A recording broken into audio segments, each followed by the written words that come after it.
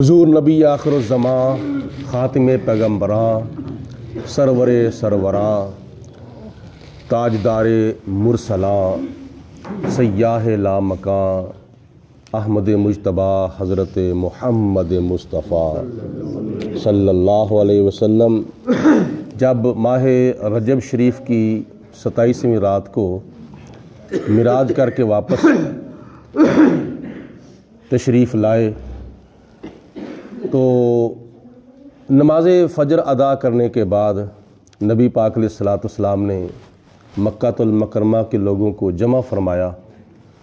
اور جمع کر کے ارشاد فرمایا کہ میں راتوں رات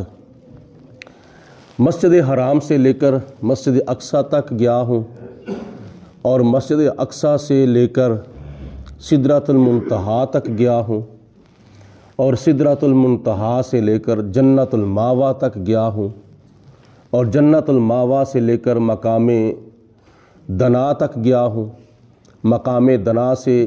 مقام فتح دلہ تک، مقام فتح دلہ سے مقام کعبہ قوسین تک، مقام کعبہ قوسین سے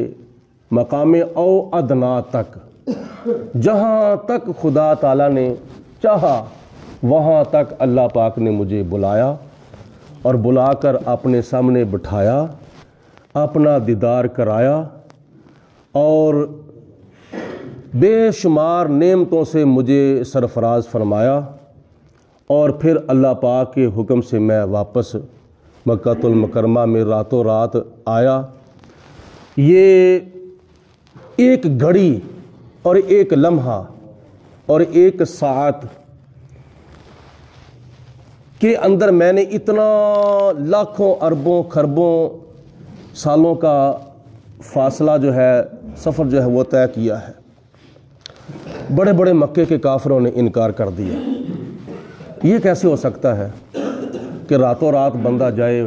اور پھر واپس بھی آ جائے اور پھر آنے سے پہلے بستر بھی گرم رہے، کنڈی بھی ہلتی رہے اور وضو والا پانی جو ہے وہ بھی بہتا رہے۔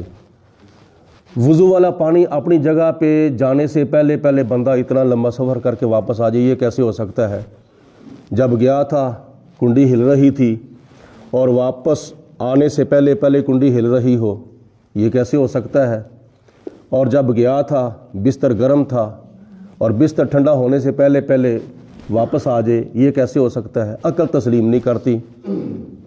تو نبی پاک علیہ الصلوۃ والسلام نے فرمایا کہ یہ میرا معجزہ ہے۔ تو معجزہ ہوتا ہی وہ ہے کہ جو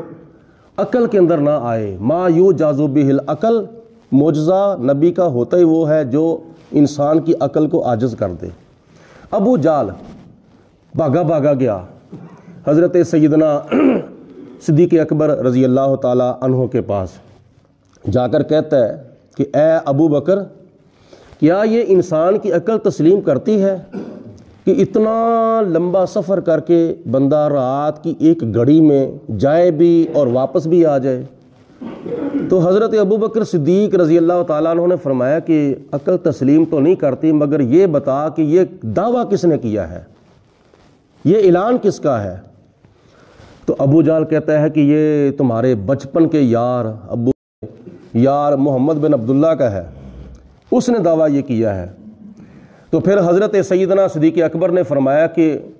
کسی اور کا دعویٰ ہوتا تو میں نہ مانتا، اگر یہ دعویٰ میرے نبی نے کیا ہے تو کوئی مانے نہ مانے سب سے پہلے میں اس کی تصدیق کرتا ہوں، اس واقعہ کی میں تصدیق کرتا ہوں۔ اس کا مطلب یہ ہے کہ اللہ پاک کی ذات نے حضرت سیدنا صدیق اکبر رضی اللہ تعالی عنہ کو واقعہ معراج کا علم عطا فرمایا تھا کہ میرا آقا جو ہے وہ جا بھی سکتا ہے اور ایک گھڑی میں واپس آ بھی سکتا ہے۔ سب سے پہلے واقعہ معراج کی تصدیق کر کے حضرت سیدنا صدیق اکبر رضی اللہ تعالیٰ عنہ نے بارگاہ مصطفیٰ سے لقب صدیق حاصل کیا تھا۔ یہ لقب صدیق حضور علیہ الصلوۃ والسلام کی بارگاہ سے حضرت سیدنا صدیق اکبر کو ملا ہے، اور صدیق ہی نہیں بلکہ صدیق اکبر ہے۔ صدیق اکبر سب سے بڑے سچ بولنے والے، نبی پاک علیہ الصلوۃ والسلام کی امت میں سے سب سے زیادہ سب سے بڑے سچ بولنے والے حضرت سیدنا صدیق اکبر رضی اللہ تعالیٰ عنہ ہے، اور آپ کا ایک لقب رفیق بھی ہے، آپ کا ایک لقب عتیق بھی ہے۔ عتیق کا معنی ہے آزاد۔ کس سے آزاد؟ جہنم کی آگ سے آزاد، اور یہ آسمان سے لقب آیا تھا جناب صدیق اکبر کے لیے۔ اور رفیق کا لقب آپ کو اس لیے ملا کہ نبی پاک علیہ الصلوۃ والسلام کے جناب صدیق اکبر بچپن کے بھی ساتھی ہیں، جوانی کے بھی ساتھی ہیں، بڑھاپے کے بھی ساتھی ہیں، مکے کے بھی ساتھی ہیں، مدینے کے بھی ساتھی ہیں، ہجرت کے بھی ساتھی ہیں، نماز کے بھی ساتھی ہیں، حج کے بھی ساتھی ہیں، بدر کے بھی ساتھی ہیں، احد کے بھی ساتھی ہیں، خندق کے بھی ساتھی ہیں، تبوک کے بھی ساتھی ہیں، یرموک کے بھی ساتھی ہیں، خلوت کے بھی ساتھی ہیں، جلوت کے بھی ساتھی ہیں، غار کے بھی ساتھی ہیں، اور قیامت تک مزار کے بھی ساتھی ہیں۔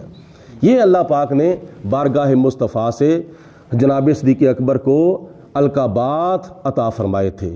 تو اللہ پاک کی ذات نے اتنی شان عطا فرمائی ہے، اتنی شان عطا فرمائی ہے کہ پوری امت میں سے سب سے بڑے مفتی حضرت صدیق اکبر، سب سے بڑے عالم صدیق اکبر، سب سے بڑے بہادر صدیق اکبر، سب سے بڑے مجاہد صدیق اکبر، سب سے بڑے فقیہ صدیق اکبر، نبی پاک علیہ الصلوۃ والسلام کے توسل سے اللہ پاک نے جناب صدیق اکبر کو اتنی شانیں عطا فرمائی ہیں۔ اللہ پاک ہم سب کو صحابہ کرام اور اہل بیت پاک کے نقش قدم پہ چلنے کی توفیق عطا فرمائے۔ الصلاۃ والسلام علیک یا سیدی یا رسول اللہ وعلی آلک و صحابک یا سیدی یا حبیب اللہ۔ الصلاۃ والسلام علیک یا رحمۃ للعالمین وعلی آلک و صحابک یا خاتم النبیین۔